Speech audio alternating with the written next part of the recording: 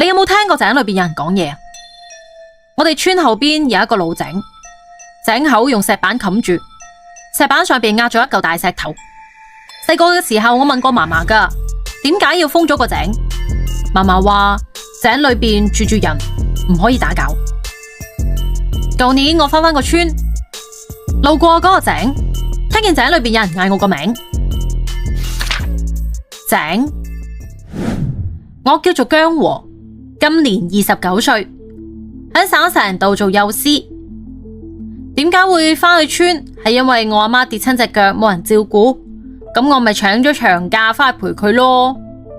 阿媽恢復得唔錯，半個月就可以落地行啦。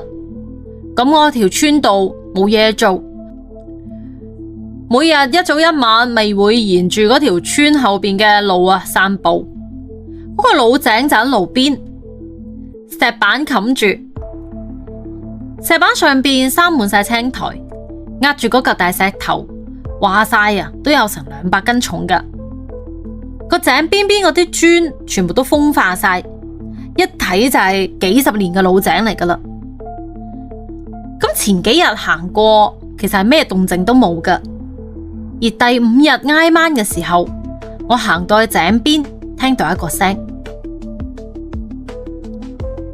姜和，好輕，好似喺地底嗰度傳上嚟嘅咁。聽落去有啲沉悶嘅，但係好清楚。咁我就企定啦，擰轉頭睇，路上邊空空如也，冇人喎。咁我以為聽錯，繼續行啦。行咗2步，又聽到啦，姜和，返嚟。嗱，今次把聲係大咗啲，係個女人把聲嚟噶。聽起身唔後生，亦都唔係好老，聽住有啲好似好熟咁啊，但又諗唔返起係邊個。我冇咁繼續喺度啊，咪快啲行返屋企咯。